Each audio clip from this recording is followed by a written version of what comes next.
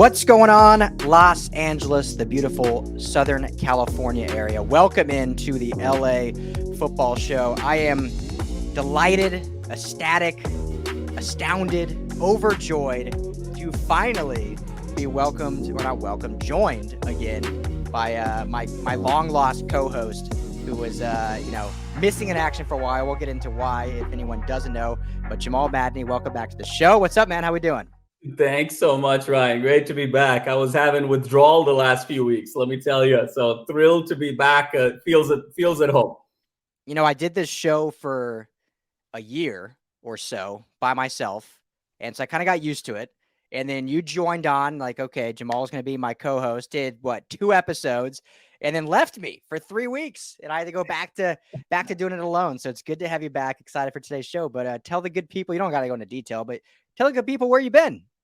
Well, Ryan, been on my honeymoon for the last 3 weeks. We got married in 2020, actually 5 days before the shutdown and the pandemic. So it's been kind of 2 years in the making here, and so got a great opportunity to go for 3 weeks to Europe with my wife. We spent some time in Italy, some time in Greece, and some time in France. So had a ball of a time and feel really refreshed and recentered and excited to be back. Love it. Yeah, we were obviously talking and, super jealous of where you got to go, but obviously well-deserved. Looked like you and the wife had a blast. But we're happy to have you back on the LA Football Show. So everyone out there listening, make sure to like and subscribe wherever you listen to podcasts. We are everywhere you listen. More importantly, you should go to LAFBnetwork.com. That's where all of our shows live, all of our articles live, all of our merchandise live. Everything you want LA football, our city, our network is found right there. We're also on YouTube at LAFB Network. Real easy to find us everywhere. Twitter, Instagram, Facebook, all out LAFB Network. You can find me at Ryan Dyrud, LAFB, the Madman at LAFB Jams. But we got a great show for you today. Some controversy out there in the world. PFF, the good people at PFF, came out with a coaching rankings for 2022. If you haven't seen it yet, we're going to get into that and some names they omitted from their top 10. We'll explain why, but we'll also explain our thoughts on the reasoning to why. And then we also want to get into some of these big contracts that the Rams have been able to sign with, Donald and Kupp, and obviously Stafford was much earlier, but bringing all their big guns back and kind of look at the Rams and Chargers and their 5-year window and who has better opportunity in those 5 years. And then lastly, to finish up the rundown, the great Brandon Sosna, who's basically the number 2 in command of USC Athletics, is accepting a job with the Detroit Lions. So kudos to him. Well-deserved, but we'll talk about kind of what that means for SC, how big of a loss that is. Last thing, Jamal, before I turn it back to you, because I don't like, now that we're co-hosts, I don't want to talk the whole time, but got to at least mention, show brought to you today by our friends at betonline.ag. Make sure to head to betonline.ag on mobile or desktop today. Enter the promo code BELIEVE, that's BLEAV, and you're going to get 50% of welcome bonus on your first deposit. So you enter $100, you get $50 free to play with. You can bet on the NBA Finals with Golden State, the Celtics. The C's up 2-1. Crazy, right? Bet on hockey, my Avalanche, in the Stanley Cup playoffs after sweeping the Edmonton Oilers, waiting to face off against either the Rangers or the Lightning. Or go ahead and throw down some futures. We got the NFL. NFL's only like 2 months away, so you can throw down on some future bets. You can bet on who's going to win the Super Bowl, or you can just take a week 1 matchup. You can do some parlays. All of it's found on betonline.ag. Promo code BELIEVE, BLEAV. Tell them the guys at the LA Football Network sent you. All right, Jamal. So before we get into football stuff, I want to do one thing. We didn't prep this. I didn't tell you ahead of time. So I apologize, but I like to do that. I like to keep it fresh and interesting, right? It's a relationship. Got to keep things fresh. Absolutely. Got to keep it fun and exciting. So when I first started the show with my good buddy, Coach Graff, shout out Coach Graff, if you're listening. After a while, I've always felt like this is a football show. Like I want it to be an escape for people. People don't care about my opinions on this or everything about it. Like obviously I'll share like updates on my life, but I'm not going to spend 30 minutes about it. But we decided, you know what, every show, let's take 60 seconds each to talk about whatever we want, whether it's politics, whether it's just an update, whether it's a family thing, whether it's something about like a different sport, just 60 seconds to kind of talk about something else. And then we revert back to getting solely on football. Call it the 60-second soapbox. So we want to do that first time together. I will start, so I give you some time to think since I sprung this on you. But my 60 seconds, I just want to share some uplifting. So yesterday went to my nephew's high school graduation. A lot of high school graduates out there. Congrats, huge time. College graduates also. And we're sitting there in the crowd and seeing these kids that had to go through COVID and all this in their time. They, distance learning, didn't get the full like high school experience. And, the salutatorian was giving her speech, 4.7 GPA, unreal, going to UCLA. Shout out UCLA right there. Gets another good one. But, hearing these kids talk, and she was talking about how her mom, being an immigrant here, didn't know English. And so here she is sitting in all these AP classes, sitting at her table at home, learning these crazy, physics and biochemistry and all this crazy stuff. And her mom is sitting there studying English so that she can go to her student teacher conferences and understand like what the teachers are saying about her daughter and how great she's doing. And, it just shows with all the craziness, in the world we have, if you turn off the TV, turn off social media and actually go out in the world, there is still a lot of good things going on. A lot of good things. And, my wife is a first generation Mexican American. Her parents are immigrants from Mexico and seeing what their families accomplished. And so I just, I'm already over my 60 seconds, but just showing that how much bad gets portrayed in this country, in this world, which there is a lot, not saying there isn't, but just shut things down for a while, go out in the real world and experience like the people that are out there and be like, okay, there is still a lot of good things going on. Now let's project that to other people to make everything more positive. So I'll step off my 60-second soapbox. No, Ryan, I mean, it's such a great point. And, I'd love to piggyback off of that because I was away for 3 weeks, in different countries. And we actually had pretty terrible cell phone service, given some of the remote places that we were. And it was the best thing that happened to us because it really gave us an opportunity to unplug and really immerse in our environment, learn about cultures and people and just the way sort of things are in other parts of the world. And no matter how different we may seem on the outside, sometimes, whether it comes to kind of fashion or food or language, ultimately there's so much similarity and there's such a common bond with people across the world. And so, I would just really encourage folks to continue to try and, deconnect from technology from time to time on a daily basis, on a weekly basis, and really stop to smell the roses and interact with people. And it's just the most refreshing thing. And yeah, I've sort of come back totally sort of refreshed and recentered in a very different way than having left. And so, they say happy wife, happy life. So I think I'm in a good spot to start off with here. You bought yourself a week. Ryan, fun fact, on the way back, I know you're a big hockey guy, so I want to kind of do this for you. Obviously, it's Avalanche in the Stanley Cup Finals. I'm sure you're very excited, and we got the Rangers and the Lightning on the other side. If the Lightning, prevail in the Eastern Finals and, go to the Stanley Cup, they're trying obviously for history for the three-peat, but it would only be the second time in sports history that the championship series across any of the four North American sports would be played by two teams whose mascots and whose names do not end in S, because it would be Lightning versus Avalanche. Yeah. The only other thing that happened was 2012 NBA Finals Heat Thunder. So fun fact there. Where did you find that? Or did you just know because you're smarter than any human I've ever met? Ryan, I'm just sort of a nerd sometimes when it comes to words and all of those things. So that is fantastic. That is because isn't there across the four major sports, there's 6 total teams without an S or something like that? Yep. Or maybe it's a few more than 6, but it's not many. Maybe it's a little bit more, but hockey and with basketball, it's Heat and Magic and Thunder. Yeah. And so they're few and far between. So the opportunity to get a championship series with no S's, okay, plurals at home, should be a lot of fun. Yeah, yeah. And I think baseball, you have both the Sox, White Sox and Red Sox, and I think NFL has none, if I'm not mistaken. So yeah, that's fun though. Yeah, okay. I'd rather play the Rangers though. So let's just say that. I'd rather play the Rangers than the Lightning. I don't want any team going for a three-peat. First time we're in the Cup for 20 years. But all right, back to football now. Thank you again, everyone, for joining us. So speaking of universally on the same page or on the same team, I think when this list came out by PFF, everyone was probably pretty universally on the same page that it was a how do I say this nicely? Just an interesting list to say the least.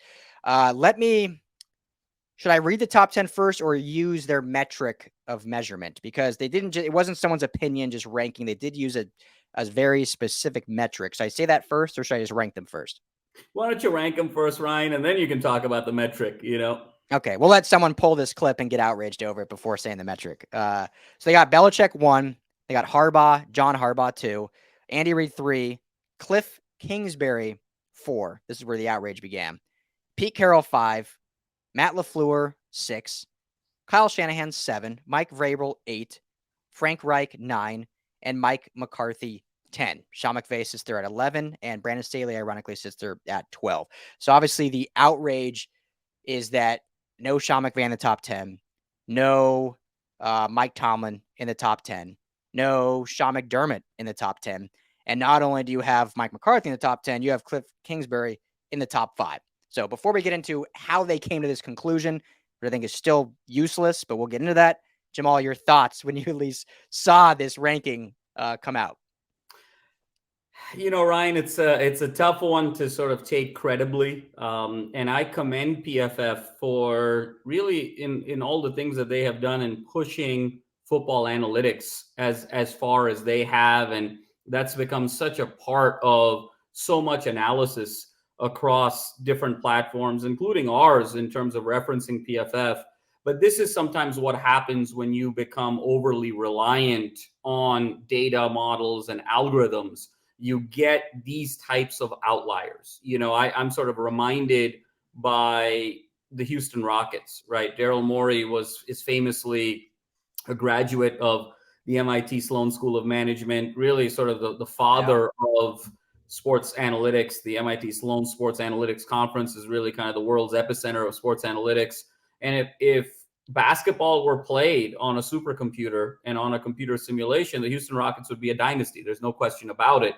But there's a difference between, theoretical data playing out in some sort of a statistical configuration. And then it's another thing when you're trying to talk about randomness and variability in the real world. And that's what happens sometimes. There's still a fundamental gap there when you're overly reliant on numbers. And so I think it's a great effort by PFF, but this is sometimes what happens when you've got these esoteric algorithms and relying too heavily on that. And I'll get more into it, but would love your thoughts. Yeah, I mean, okay. So basically, the algorithm or the metric that they use, and I try to research all they did because they don't tell you everything. They kind of give a brief 4-paragraph synopsis of how they came to this conclusion, and it essentially boils down to, again, there's more layers to it, but they don't really tell you. You kind of have to decipher yourself. Essentially, boils down to they throw out wins and losses, and they look at the rosters that each coach had, and they then are ranking those rosters based on talent, and they're taking that talent based on salary. So if a team has players, for instance, the Rams, with high salaries, they call that a more talented team. So like the coach was less involved, and they rank them down. So on the surface, I get that, I guess. But no sane person, including the author of this article, thinks Cliff Kingsbury is a better coach than Sean McVay. So my thing, which we'll go back to you, is then what the hell is the point of even doing this? If your data shows you're pulling at straws here to use data that isn't what you use to play on a football field, then what's the point of doing it unless you're just driving traffic and clicks in the offseason, which is fine. I mean, it is a business, right? Like the point of a lot of these content creators, including ourselves, is to get people to consume your content. And I think they knew exactly what they were doing when they have this model that is a very strategic model in the sense that they're using a formula that is not ever going to be used in actual ranking of coaches, but they title the article 2022 NFL coaching rankings. They don't say coaching rankings based on salary composition or anything like that. It just says these are our 2022 coaching rankings. And then you have to go into it and you see Cliff Kingsbury, number 4. And then, Good Morning Football picks it up and has a whole segment on it and just explodes this conversation. We're doing it here on the LA Football Show. And to me, it's a bigger conversation on clickbait and kind of that whole dichotomy that a lot of content creators have to kind of go back and forth with. And nowadays, like so many people, if they don't agree with an article, they'll call it clickbait. But in reality, the true definition of clickbait is a misleading article, which in my opinion, this was misleading because the author straight up said those aren't his rankings. It's just based on a metric that they made up to kind of formulate some new thing. So that's my overall, we'll get into it more, but that's my overall thoughts on it. Yeah, Ryan, I think you're absolutely right, and it's sort of an opportunity for a very credible brand in PFF to sort of explore the boundaries of sensationalism. And I think here's the challenge, right? Where you are essentially saying talent equals salary, and there is an expected value of salary. There is an expected value in terms of points scored. There is sort of an expected value of productivity and output in terms of yards, points, wins, salary. And you're sort of saying that that is the average. And so anything that a team achieves outside of that average, you're essentially attributing to the coach. And they called it a random effect. And the problem with doing that, as I'm an engineer by trade, a data scientist, a mathematician, there is something called in data science, the correlation versus causation problem, right? And it's when you're sort of attributing things to data, it is very difficult to prove causation, that something caused something else. What you can usually do is that there's a correlation. And I'll give you an example. Take LeBron James, for instance, right? LeBron has 4 titles, but he won 3 of those titles in 2012, 2016, 2020. So 3 of his 4 titles were in an Olympic year. And so the probability of LeBron James winning a championship in an Olympic year is 60%. The probability of LeBron James winning a title in a non-Olympic year is less than 8%. And so depending on how I write that, I can sort of make it seem like there's something about the Olympics that sort of fires up LeBron to win a title, when in reality, that's just correlational. Similarly with Brady, right? He's won titles in 14, 16, 18, and 20. That's either been an election year or in a midterm election. So I could say that the probability of Tom Brady winning a Super Bowl in an election year is north of 70%. And the probability of him winning a Super Bowl in a non-election year is south of 10%. So did the election cause Tom Brady to win the Super Bowl? No, it's just correlational. Okay. And so that's kind of the problem when you start putting an emphasis on data modeling to this extent. That this is why Kingsbury made it to the top 5, right?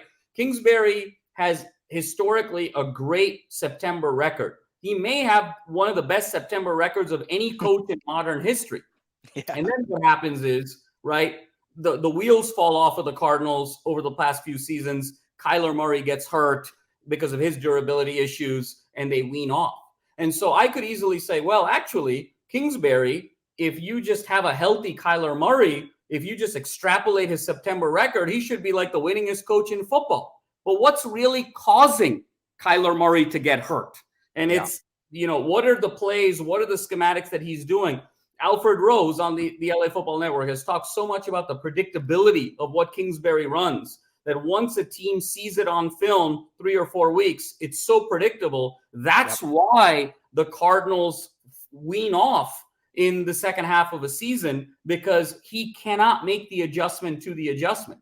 But on pure mathematical terms, I could easily say, well, he's got the best September record, and then Kyler Murray gets hurt. So it's really Kyler Murray's injury is the cause of Cliff Kingsbury not having the most winning record, which is something outside of his control. So you see how the difference between correlation and causation is so powerful that it's usually correlational. It's very hard to prove causation, but you can sort of manipulate language in different ways to make it seem like metrics and statistics hold more value than they actually do. Yeah, no, 100%. And, I've talked a lot too, when you talk about injuries, just going back to that, about how, certain coaches, like talk about the Niners, for instance, Kyle Shanahan, great coach. Kyle Shanahan, what did I say? 6th in this list? I think 7th. 7th. Yeah. 7th, right behind Matt LaFleur. So Kyle Shanahan gets that rap, like, oh man, poor guy. Like, his team just can't stay healthy. Like, you can't knock him. Like, if he had a healthy squad, like, look, when they were healthy, they went to, the playoffs twice. When they weren't healthy, they had losing records. And yes, obviously health has a luck factor to it. But like you were just saying about Cliff Kingsbury and like what Alfred Rose was saying, there's coaching too that attributes to injury, and not just in play calling, but also in the way you practice, the way there's a reason the Rams are always primarily healthy. It's the way Sean McVay coaches, in not just in game days. It's the way he actually prepares in the offseason, the way they don't hit. They never start starters in preseason. There's some correlation to that. Obviously, some of it is just good luck. And, they draft players generally that are healthy players. So I don't know. It's an interesting model that I have one more, we can have one more point on when we get back after the break. All of our 1090 ESPN radio listeners, stay tuned. We'll be right back after the break at the bottom of the hour to finish that up and get into our other topics. All right. So Jamal, so wrapping up this coaching rankings, welcome back, everyone. Is there any last thing I'll say on it? Because to me, it's just a pointless ranking. I'm just going to say it straight, as nice as I can. It's just pointless. It'd be like us doing a coaching ranking based on who looks the best in a hoodie kind of thing. Like, okay, like obviously they're using better data than like clothing, but it's not any data that anyone actually believes or is credible. So to you, or let me ask you, do you find some credibility in this, or is it just a website with a lot of money saying we need clicks during the off season? Let's make a model and have some fun and see the world Twitter light on fire. Ryan, here is the challenge with kind of PFF models, and not picking on PFF and others. PFF in particular, every model and every score that they come up with, they treat every play in a football game as an independent event. Yep. And there's a fundamental flaw to that, right? Where it's like, if I get sacked on first down, my whole strategy of what I want to do as an offense, as a defense, what I'm calling, what personnel I have is all dependent on the previous play. And so fundamentally, when you break down a game into a series of independent plays, there is built-in inaccuracy from the jump. And so I think that where there is value in a PFF score or in something like this is it can kind of give you some directional guidance, where if a player, for instance, scores 70 in PFF versus a player that's got 50 versus a player that's got 90, okay, directionally, it's going to help inform that there's some difference between a player. But when you are saying a player is 87.6 versus 87.3, you cannot trust that data to that level of detail. Yeah. So I think that there's some value directionally, but when you're overly reliant on it, that's a real problem. And that's why you need to be able to have the interpretation ability and the human in the loop and the experts in the loop to kind of make sense of the data. Yeah. Yeah. And again, like I said, if they titled this or promoted this article as, oh, here's how the coaches rank if we were basing off salary index and roster talent, then okay. But when you're owning it as these are our rankings going in the year, or at least that's the perception they're giving, well, then they got to take the slack that they're going to get. They got to take the heat from everyone out there because they're owning it as their, you can literally go, it's the second story on their website. It's still, I'm not saying take it down, but it's still titled 2022 coaching rankings. Belichick and Andy Reid lead the way. Like, it's leading you to believe those are who they believe. There's definitely some playful mischief there, right? For sure. Yes. So that was my biggest issue, because whatever, if they want to play around and create new content and use data to make a fun article, whatever. But yeah, I was just like, okay, well, don't mislead in that, because we're all in this business of, clickbait. When you're actually a credible company, clickbait is a really real thing that you do not want to be claimed to have. And like I said, a lot of people will throw that word out there when they just don't agree with an article, which is not correct. But if it's misleading, then yes, it is. And to me, that was misleading. So anyway, moving on. Oh, by the way, like I said, McVay 11, Brandon Staley 12, Zach Taylor, Super Bowl coach of the Cincinnati Bengals, 22 in that list. So I would still not put him top 10, even in like an actual factual list, but I don't think I'd put him 22. So, and Sean McDermott was 16. That had McVay as the 11th best coach in football. You sort of throw that list out right away. Exactly. Immediately. We're actually okay in 30 seconds because we want to move on. What's your top 5 right now going in the offseason? I think it's in no Doesn't have to be in particular order. Yeah, order. yeah, it doesn't have to be order. I would say it's Belichick, McVay, Tomlin, Harbaugh. Did you do Andy Reid? Staley. Who? Staley. Staley above Andy Reid? Yeah. Okay. Respect. I love Staley. Do you love Staley? I never knew you loved Staley. I love No, Staley. I have a ton of respect for him, and I I love think Staley. that Andy Reid. I think Andy Reid maybe is in a little bit of a transition phase right now. I think over the last 10 years, he's certainly been a top 5 coach, but I think it's slipping Right a now. little bit. So Right at now. this moment, I probably have him 6. No, I agree with you because I think in actual real lists, people that have Andy Reid top 3, it's more of a respect thing. I don't think Yeah, he's that absolutely. high right now going into 2022. It's more of he's, it's Andy Reid. He's one of the winningest coaches of all time, won the Super Bowl. But I think literally, so you said Belichick, McVay, Harbaugh, Staley, and Tomlin? Yeah. I think I could maybe have McDermott as a kind Sure. of a fun conversation. Yeah, Andy for Reid. sure. It's kind of like I think 5A, 5B, 5C would be Yeah. Staley, McDermott, Andy Reid, all in whatever order. But I think I agree.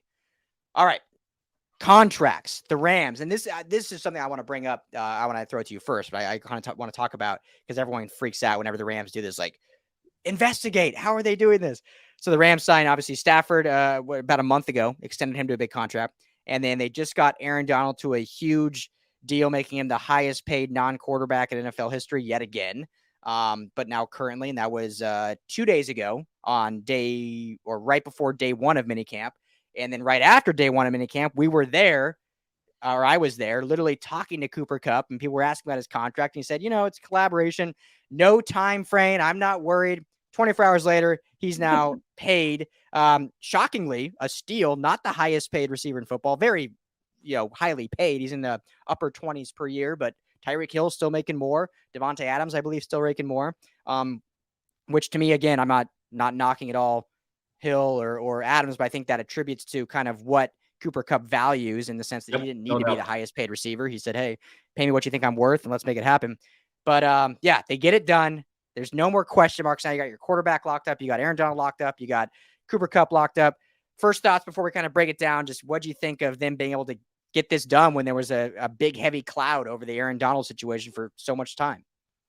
No, I think it was outstanding. I think, again, home run, A+ off season. I know that, we've talked a little bit about they've had some bumps in the road. I wasn't a huge fan of them letting Vaughn go in exchange for Allen Robinson at the time, which, in isolation and independence at that moment, they were struggling a little bit in the offseason. But obviously now getting Wagner and then re-signing really the 2 core pieces of the team. Yeah. Obviously, you have to look at this as completely an A off season. I still don't give it quite the A+, because I would have loved to have seen Vaughn come back, and I just think the fit defensively there was just so strong. So a little bit short of A+, but still a very high A, and it positions the Rams now for a very serious title defense run. And so I think we should all be very excited in the city of LA.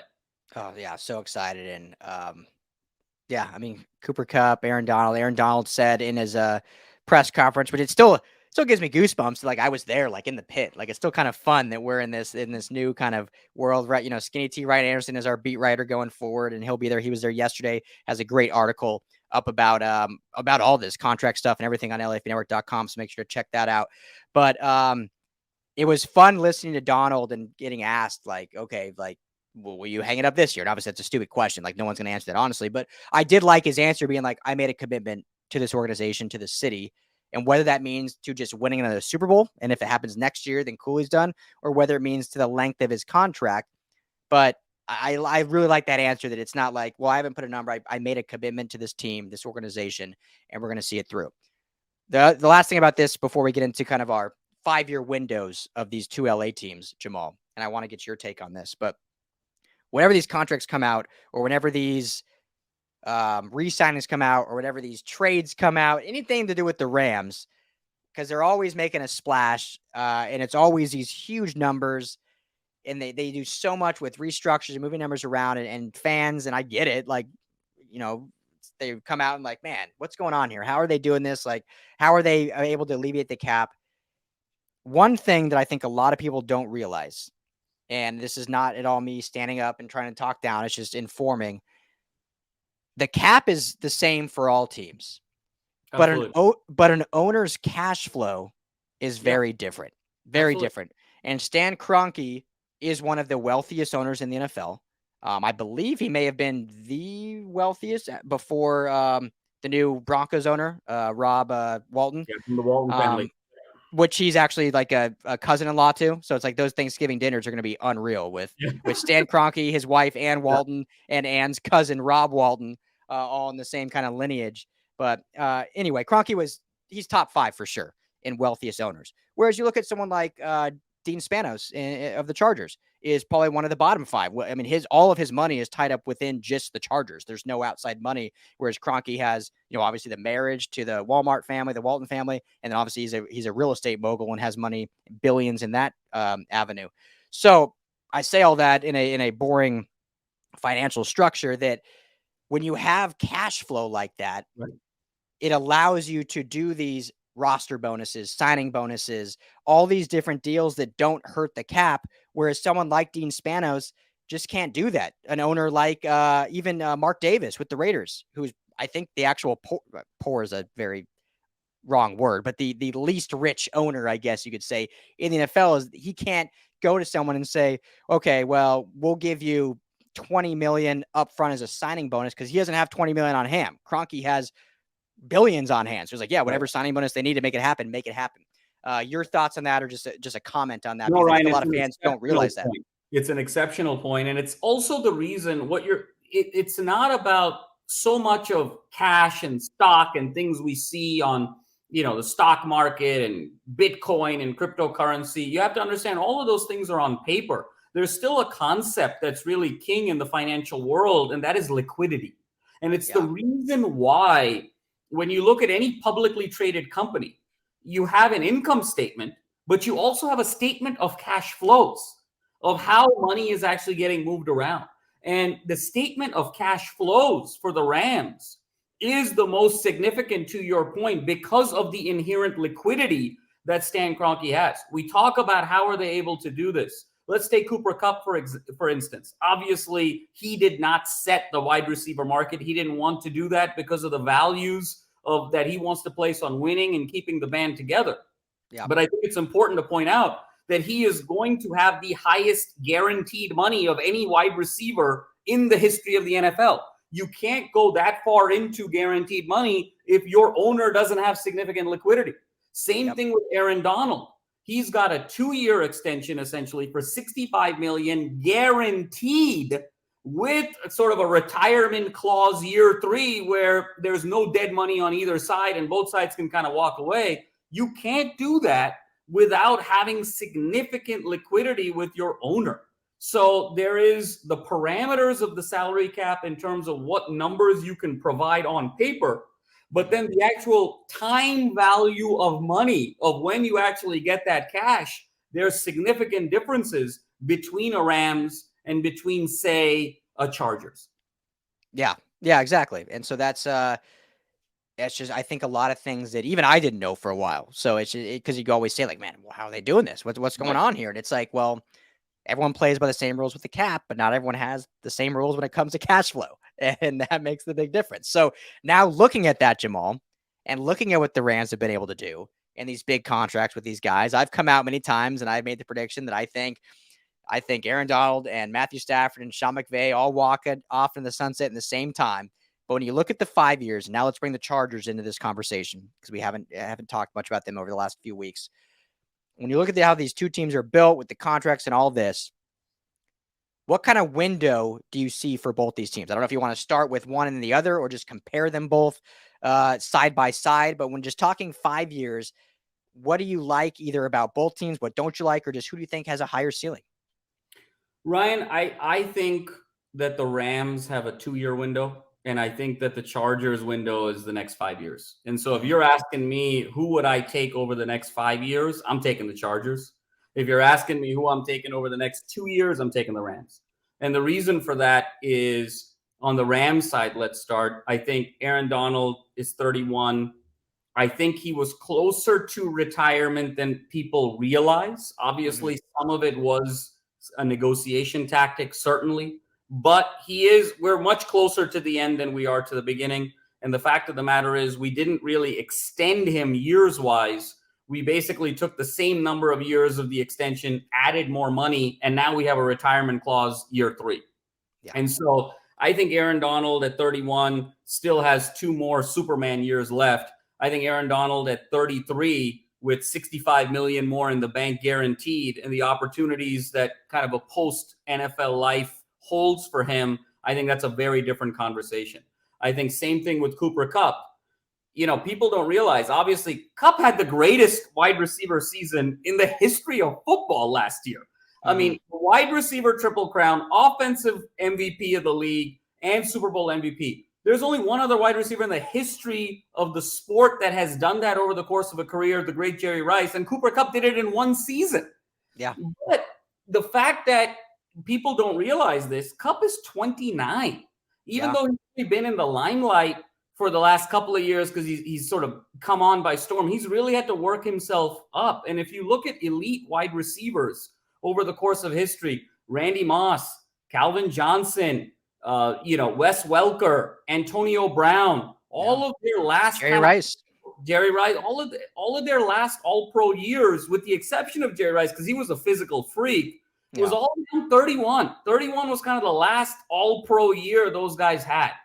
And I think those are the 2 bus drivers. I love Stafford, and I don't want to get this thing twisted, but Stafford is the most expensive bus rider in the NFL. Okay, there are 2 bus drivers on this team, and it's Kupp and it's Donald. And I think they are both in sort of a position where it's a 2-year window. When you look at the Chargers, you have a younger quarterback, a better quarterback, a guy who's ready to be dominant over the next decade. You look at their wide receiver core, you look at Bosa, you look at, Khalil Mack is a little bit older, but you sort of Brandon Staley.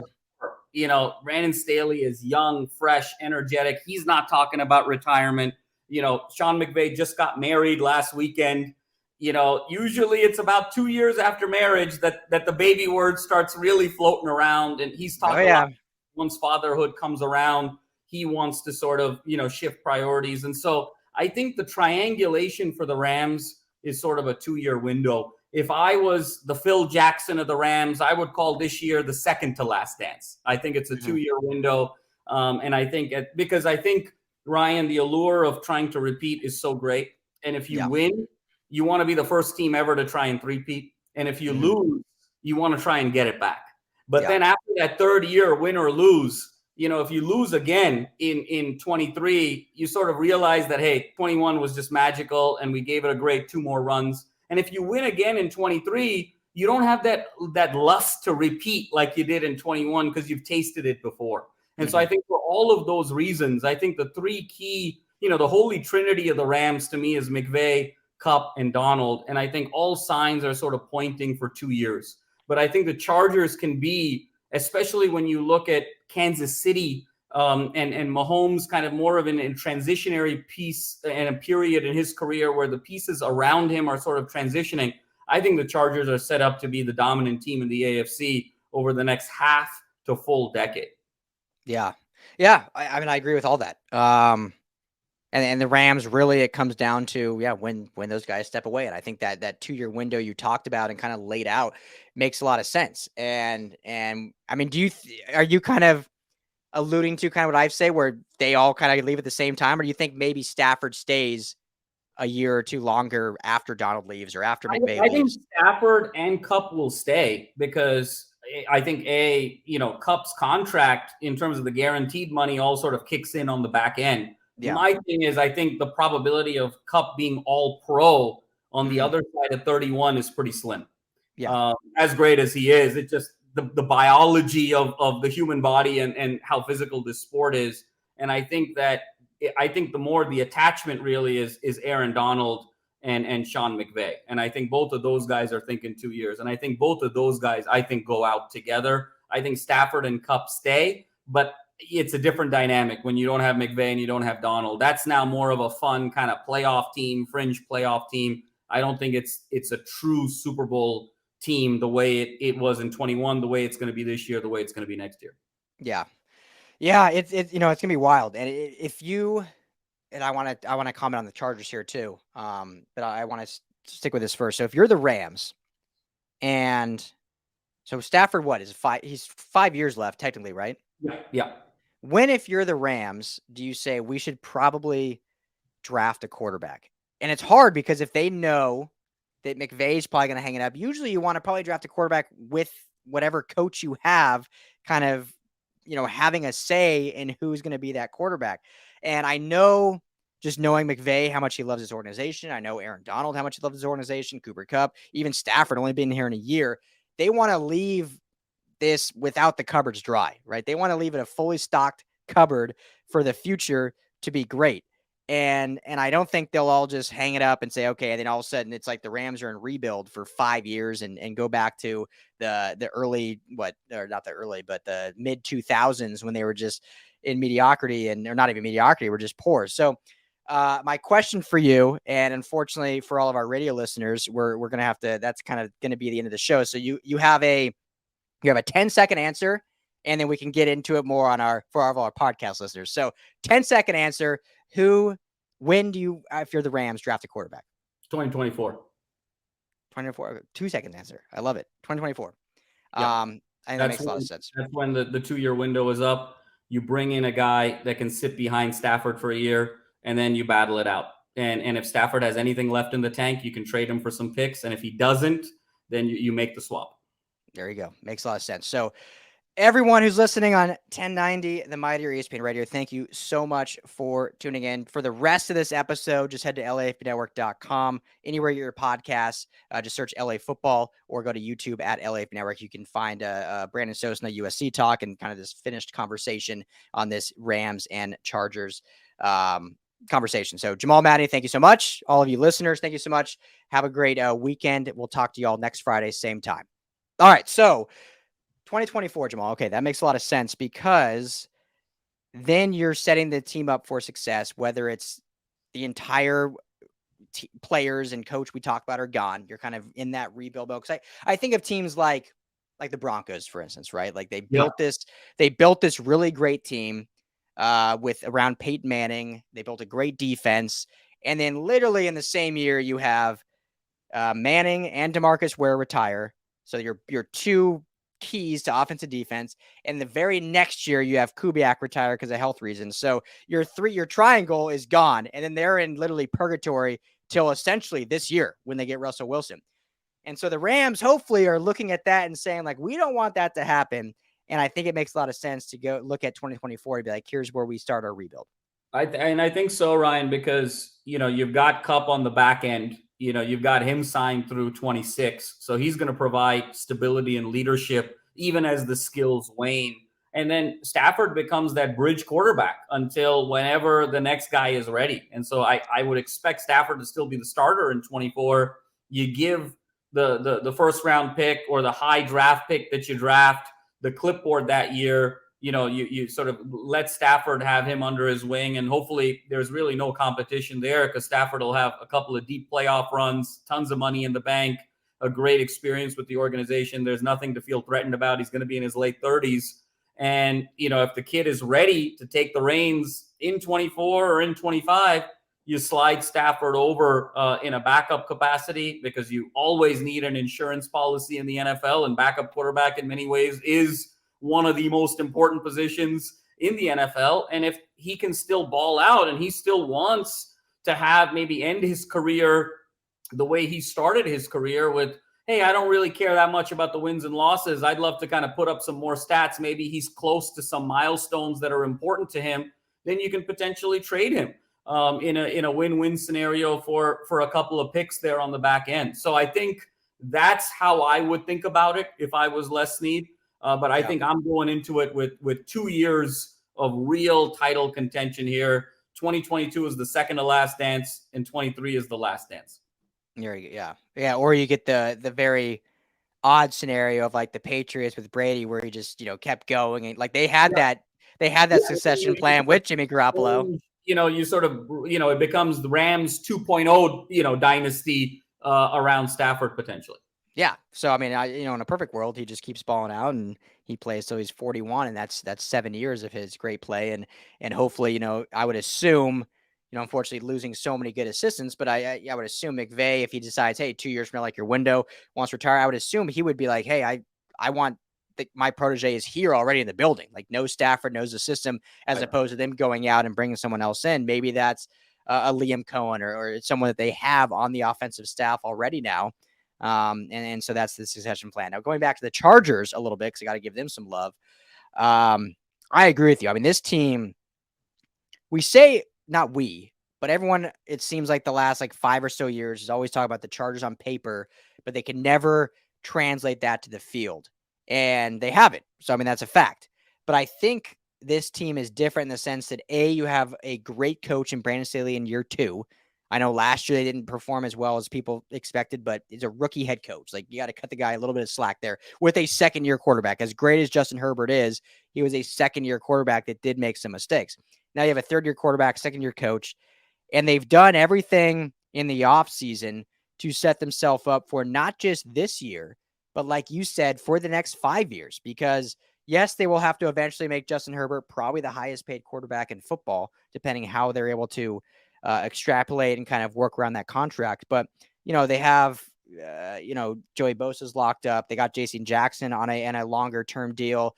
They got some offensive linemen on a long-term deal. They're young on the offensive line with now 2 first-round picks that they've dedicated to that position. They've got Asante Samuel Jr. on the back end, Derwin James. They do need to lock up Derwin James long-term, but we assume that'll get done. So they're really just set up. They're a very youthful team. It's funny. I've talked about this a lot. The Rams and Chargers are funny how similar they are in the sense of how they've done roster construction, and like every year when their needs are very similar, but they're very different in the sense that the Rams are, I don't want to say old because I think they're top 3 in actual like average age, but when you look at their stars, they're older, their core. Chargers all around are outside of Khalil Mack. They are like a young team. And so they are just built to be a contender for many, many years to come. And they could be, I mean, if things go their way and Staley's as good as a coach as both you and I think he is, I mean, they could be the next dynasty 3 years from now, starting 3 years from now. No question about it, Ryan. And I think the one thing I would say, I'm reminded, you talked about the Chargers and the need to sort of pay up for Herbert eventually. And I'm reminded about the famous quote that Mark Cuban said, where he said, if it came down to having to re-sign Luka Doncic, or Luka Doncic leaving the team, or me divorcing my wife, guess what? I'm leaving my wife to sort of, re-sign Luka Doncic. And I think that's the way the Chargers ownership has to think about it. That has to be priorities 1, 2, and 3, plan A all the way to plan X, in terms of re-upping Justin Herbert at the appropriate time. But for the skeptics with the Chargers, of kind of these, they've had kind of this paper champion identity the last few years. Hey, the champions of the offseason, but they don't really get it on the field. I think this is the first time that they are absolutely elite talent and experience-wise at the 2 most important positions in football, your quarterback and your head coach. And so I think that the precedence has to be sort of removed, because when you have Staley and when you have Herbert, and then you bring on Bosa and Jackson and Williams and all of the pieces around them to really be successful, I think there's a lot to be excited about with the Chargers. And if it's a 5-year projection, I actually like the Chargers 5 years in a better spot than even the Rams. Yeah. Yep. It's a exciting time in LA, Jamal. Exciting time in LA. So Chargers begin mini camp next week. Rams had it this week. Chargers wrapping up OTAs, and then they will get into that. So a lot of things to look forward to. I cannot wait for training camp when we can really kind of dive in and see what these rosters look like and and looking at projections and whatnot like that. But both teams in really good spots. I don't want week 17 to come soon because that means the season's almost over. But that week 17 matchup, Rams Chargers, is going to be a lot of fun. But Jamal, we don't have to spend a ton of time on it, but we got to at least wrap up the show like we mentioned. Brandon Sosna, great Associate Athletic Director for the USC Trojans, was integral in bringing Lincoln Riley here to Los Angeles. Mike Bone can't speak more highly about anyone other than him. Just a huge piece, and now looks like going to Detroit. Your thoughts on Sosna, what he means to this university, and how big of a loss that is for the Trojans? Yeah, Ryan, I don't think it can be understated. Sosna is a very special guy, very unique guy. Graduate of UPenn. He is a Forbes 30 under 30 guy. He was chief of staff to Mike Bond as an athletic director all the way when he was at the University of Cincinnati, even pre-USC days. He worked with Bond on getting Luke Fickell to Cincinnati and sort of building that dynasty in the group of five. Then worked a little bit in the NFL for 2 years, and then came over the last 3 years as chief of staff to Bond. And essentially, they gave him a nice fancy kind of senior executive associate athletic director type title, really as Bond's number two. And I think he was really instrumental in a lot of the technology that was infused into USC's athletic department from a social media perspective, from a marketing standpoint, a lot of industry partnerships. I think he was really at the forefront of their progressive thinking around NIL and interesting kind of joint venture opportunities for the athletic department. And he's just a very bright, ambitious guy. I know that Rick Caruso, the former chairman of the USC Board of Trustees, who's running for LA mayor right now, actually recruited Sosna heavily to sort of join his business in a high executive capacity. But I think the lure with all reports that Sosna always wanted to be kind of head front office type guy in the NFL. I think he sees himself ultimately as a GM, as a president of football operations. And so the lure of going to the Lions as a first job as director of football administration was just something that, nothing USC could do would be able to match that. But, I don't think his loss can be understated. I think that's going to leave a void, because I think it's really hard in the sports world to find people that understand sports at a deep level, understand business at a deep level, and understand technology at a deep level. And I think that, Sosna was sort of the perfect machination of all three of those elements. And so obviously they've got Lincoln Riley locked up, SC does, and it should be fireworks for the next couple of years. But moving forward, especially in this world of NIL and competitiveness around recruiting and all the bells and whistles now that are going into it, it's going to be a tough piece to replace. Yeah, real tough. I mean, it can't go understated, like you said, what he brought to this university, what he does. And, hats off to him going to Detroit, who they will, I'm sure, love his services because they're trying to build something there and they need all the help they can get. And that could be a very good stepping stone if he can be an instrumental part in turning Detroit into a winning culture and organization. And he can be a thought in that remedy of like, okay, this guy had something to do with that. We could see him as a GM maybe sooner rather than later, just of his football expertise and then what he's done in culture building. Like, I mean, he was in the transition now with SC since what we saw just, 3-4 years ago to where they're at now. So huge loss for SC, but huge gain for Detroit, and, hats off to Sosna and what he can bring there. So we'll see what USC does to replace him. I mean, it's one of those guys that you don't really truly replace. You try to find someone else that maybe does something a little different and bring something else to the table, but you don't actually fill those shoes exactly, because that's how important he was. No doubt, Ryan. And you hope that, the initiatives that he started, that you have enough people in the building that can at least sort of move them forward. But again, you don't replace a guy like that. Just think about it. I mean, he barely had the job for 3 years. He came in 2019, really at the time where SC became very outdated, if you recall, with their media department, how they were sort of marketing. It's sort of hilarious to think about because SC is sort of known as the marketing and branding school in LA. And that was the area they were really struggling with their most prized possession, which was the football program. And so Sosna comes in, brings in fresh thinking, fresh design thinking, ideation, innovation, around how to sort of be different and be innovative and be progressive, and then was really the point person for the Lincoln Riley hire. So, his legacy is firmly in place. You don't really replace a guy like that, but you hope that there's enough bells and whistles in place to at least keep the ship moving forward. Yeah. Yeah. Which I think they will. So ultimately, I think they'll be okay, but definitely a tough loss. So, well, great episode. I think that'll do it. Anything else you want to add before we wrap this thing up? It's great to be back, Ryan. I'll great tell to you, have you back. I missed you, and can't wait to get back in our usual rhythm here. Europe was great. It was just a great trip, but happy to be back and ready to get started. Thrilled to have you back, Jamal, and thanks for everything you do. Thank you all for tuning in. This is the LA Football Show. We will be we're going to try to be back Monday, Wednesday, Friday now going forward. At worst, it'll be usually probably Tuesday, Friday at worst, but most likely we're going to try to stay on that Monday, Wednesday, Friday built, especially going into the season. So thank you all for tuning in. LAFBnetwork.com is where you can find everything you need for LA football. YouTube at LAFB Network. Socials, all at LAFB Network. You can find me at Ryan Dyrud, LAFB on Twitter. Jamal is at LAFB Jams on Twitter as well. Make sure to give him a follow. And yeah, we'll be back same time, 5 o'clock around on Friday. Jamal, thanks as always, my man. Glad to have you back. Thanks so much, Ryan. Thank you all for tuning in. This is the LA Football Show. I'm Ryan Dyrud. That's Jamal. We'll talk to you guys all soon.